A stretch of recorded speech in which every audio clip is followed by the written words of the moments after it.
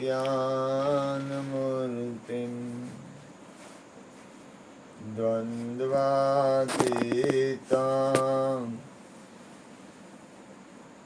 गगनसदृशं तत्त्वमस्यादिलक्ष्यम् एकं नित्यं विमलम् अचलं सर्वदि साक्षिभूतं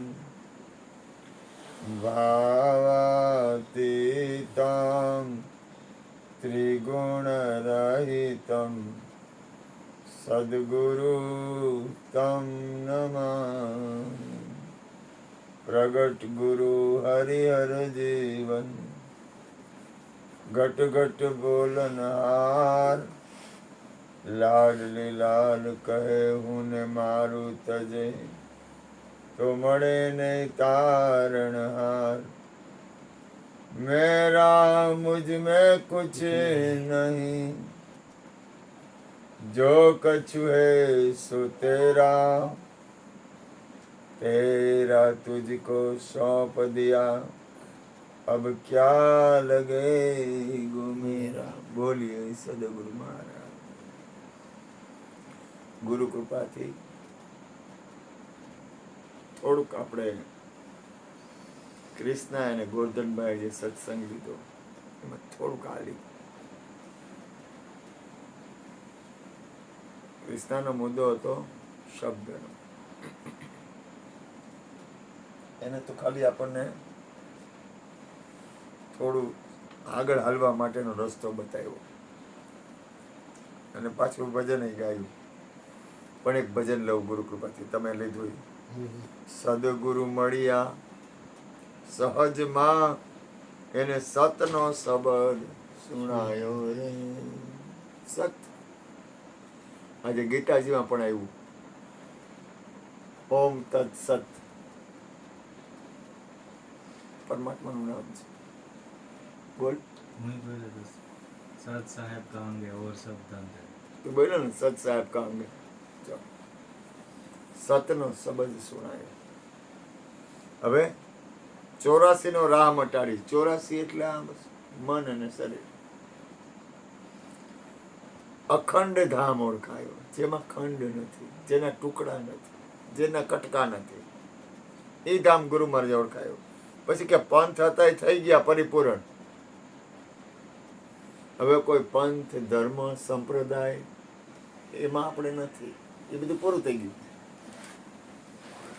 નવધા નામ મિટાયો. નવધા એટલે નવ પ્રકારની ભક્તિ છે એ નામની અંદર મટી ગઈ. દસમ દશા આવી દિલ ભીતર. 10મા દ્વાર દસમ દશા આવી દિલ. ત્યારે એકમાં અનંત સમાયો. એકની અંદર આખું વિશ્વ આવી ગયું. હવે એક એ કૃષ્ણ બોલ્યા. અનંત હતા એ એકમાં સમાયો. કૃષ્ણે ચોખવટ કરી આખા વિશ્વમાં એક. અનંત હતા એ એકમાં સમાયો. નહીં આયો નહીં જાયો. અનંત હતા ને એ બધા એકમાં સમાઈ ગયા. એ આવ્યો નથી ને ગયો નથી. તો કે ઈ કોણ? તો કે જી કરતા વહી ગઈ જિંદગી. હા હા હા હા એમ કરતા જિંદગી વહી ગઈ. તો કે કોણ મળ્યું? તો કે સોહમ સાહેબ પાયો. કોણ સાહેબ મળ્યું? સોહમ સાહેબ પાયો. પછી કે જપ તપ તીરથ યોગ ન કરતા. જપ તપ તીરથ યોગ કાંઈ નહીં. સળંગ શેરડો પાયો. એકદમ સીધે સીધો સળંગ શેરડો પાયો. પછી કે ખટ શબ્દમાં ખોજ કરી તો 6 શાસ્ત્ર છે, શબ્દ છે. ખટ એટલે 6. તો ફરી ફરી એ ઘેર જ આવ્યો. સોહમ બ્રહ્મ તું. અનંત કરોડમાં આગે ઉભા. અનંત કરોડમાં પોતે આગે ઉભા. સમસ્યાએ સાધ કહાયો. નહીં ભાણો હરી ભીતર બેઠા. જ્યોતમાં જ્યોત મિલાયો.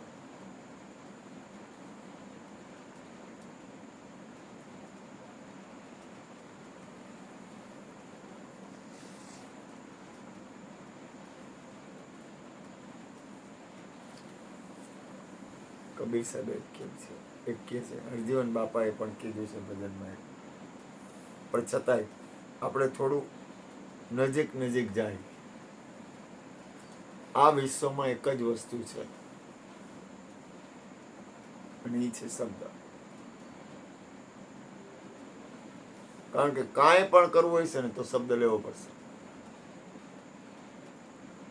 એટલે કબીર કહે છે, સાધો શબ્દ સાધના કીજે, જહી શબ્દ સે પ્રગટે ભય, સોઈ શબ્દ ગ્રહી લીજે. આખું બ્રહ્માંડનું પ્રાગટ્ય ક્યાં શબ્દથી છે? એ શબ્દને ગ્રહણ કરી લે. તો કે હવે આગળ શું કહે છે કે શબ્દ હિ ગુરુ, શબ્દ હિ શિષ્ય, જે શબ્દ કોઈ વિરલા બુજે, સોઈ શિષ્ય સોઈ ગુરુ મહાત્મા, જય અંતર્ગતિ સૂજે. ગુરુ કહેવામાં શબ્દ લેવો પડે, શિષ્ય કહેવામાં શબ્દ લેવો પડે, અને એ શબ્દ છે ને એને કોઈક વિરલાનું ધ્યાન હોય. આપણું ધ્યાન ક્યાં હોવું જોઈએ? તો કે શબ્દમાં. શરીર હોય આપણું કાયાનું, આપણી અંદરની કોઈ પણ વાતાવરણ આવે, પણ આપણું ધ્યાન શબ્દ સિવાય ન હોવું જોઈએ. કે હવે છે ને કે થોડીક જમીન લઈ લીધી છે અને જો વેચાઈ જાય તો આપણે કંઈ કરવું નથી અને સત્સંગને કરવું. શબ્દ લીધો, જો બધા શબ્દ લાગે, જ્યાં જોવો અહીંયા શબ્દ લાગે. બાપાને કહું બાપા ભજન ગાઓ, એટલે બાપા શું કરશે? શબ્દ એટલે શબ્દ વેદ પુરાણ कहता है, શબ્દ ही શબ્દ દર્શાવે. તમામ વેદ તમામ પુરાણ શબ્દ વગર નો થાય. શબ્દ ही શબ્દ દર્શાવે, શબ્દ જ બધું દર્શન આપે. શબ્દ ही સુર, દેવતા લેવા હોય તો શબ્દ લેવા પડે, નર લેવા હોય તો શબ્દ લેવા પડે, મુનિ લેવા હોય તો શબ્દ લેવા પડે. બધા સુર નર જન મુનિ બધા શબ્દ જ ગાવે, પણ શબ્દ ભેદ નહીં પાવે.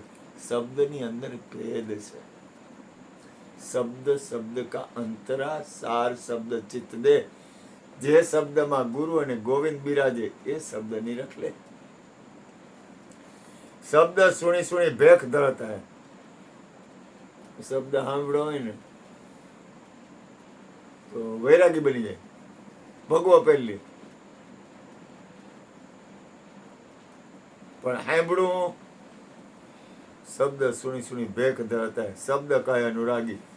અનુરાગ થઈ જાય ને તોય શબ્દથી જ થાય. ખટ દર્શન સબ શબ્દ કહતા હે. છ શાસ્ત્ર રહ્યા ને એ શબ્દ કહે છે. શબ્દ કહે વૈરાગી. વૈરાગી બની જવામાં શબ્દનો જ ઉપયોગ થાય. ભોગી બનવામાં શબ્દનો જ ઉપયોગ થાય. ત્યાગી બનવામાં શબ્દનો જ ઉપયોગ થાય. કાંઈ કરવું છે એ કહેવામાં શબ્દનો જ ઉપયોગ થાય, અને કાંઈ કરવું નથી એવું કહેવામાં શબ્દનો જ ઉપયોગ થાય. શબ્દે માયા જગ ઉત્પાની. શબ્દથી આ માયાની ઉત્પત્તિ થઈ. શબ્દે કરી પસાર. શબ્દે આખો વિશ્વનો પસારો કરી દીધો. કહે કબીર જहाँ શબ્દ હોતા है तवन भेद है न्यारा. કહે કબીર જहाँ શબ્દ હોતા है, જ્યાં મૂળ શબ્દ, તવન ભેદ હે ન્યારા. હરજીવન બાપાનું એક ભજન આની ઉપર લઉં. સતગુરુ માળિયા સાહેબ માં કેનું ભજન છે? ભીમ સાહેબ નું ના ના, રવિનું એ છે ભાણનું. ભાણ સાહેબ. મને તો ખાલી એને એક કડી જાગલી યાદ છે. એ છે ભાણનું. આખું ભજન. સદગુરુ મળ્યા સહેજમાં, નહીં ભાણો હરી ભીતર પ્રગટ્યા, જ્યોતને જ્યોત મિલાયો. હરજીવન બાપાનું એક ભજન છે. આપણે થોડુંક આમ તો કાંઈ નાનું મોટું કે એવું મને ગમતું નથી કરવું, પણ એક ખાલી ભજન ગાઈ લઉં. ખાલી એક ભજન. પ્રભુ તો જો નામ શબ્દ નામ રાજા. રાજા. એમાં હરજીવન બાપા કહે પ્રભુ તો નામ થકી છે પ્યારો, સમજે સંત કોઈ ન્યારો. એ પરમાત્મા. પરમાત્મા ક્યાં મળે? ભગવાનને મળવું હોય તો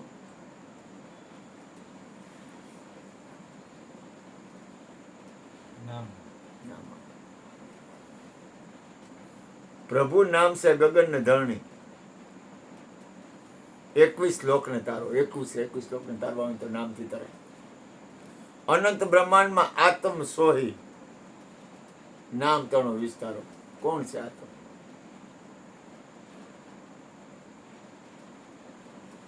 નામ. પરમાત્મા કોણ છે? નામ. તું આવશ ને એટલે આ શબ્દ આ સત્સંગ થાય છો. દેવ દાનવ ને માનવ સાધુ તણો નિસ્તારો. દેવ દાનવ ને માનવ સાધુ એનો એનો એનો નિસ્તાર એટલે એનો સાર કાઢ્યો. અક્ષર શબ્દ ને માત્રિકા, અક્ષર શબ્દ અને માત્રિકા એ નામનો વિસ્તાર છે આખો. હું ટૂંકું ટૂંકું બોલું છું, જાજુ નથી બોલતો એટલે શાનમાં સમજાય જાય. નામ હે ગુરુ, નામ હે શિષ્ય. જ્ઞાનમાં ન વયા જતા, વિવેક ન ભૂલતા. જ્ઞાનમાં વયા જાવ તો કોઈક વાર તકલીફ પડશે, ત્યારે વિવેકમાં ઊભા નહીં રહી. નામ હે ગુરુ, નામ હે શિષ્ય, નામ વચન વિસ્તારો. પછી કે નામ હે જન્મે, કૃષ્ણ બોલ્યા હતા.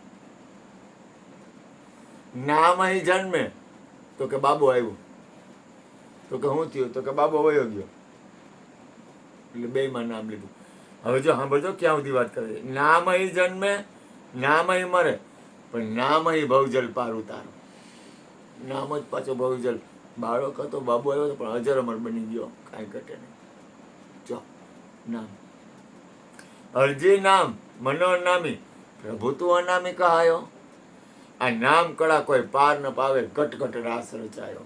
સદગુરુ મહારાજ ની જય. બાપા 4 ભજન ગાઓ. કેવી સરસ આમ આપણને સ્ટેપ જે સત્સંગ કૃષ્ણએ ચાલુ કર્યો હતો, અહીંયાથી ગોરધનભાઈ અને અહીંયાથી આ મને આવ્યું હતું.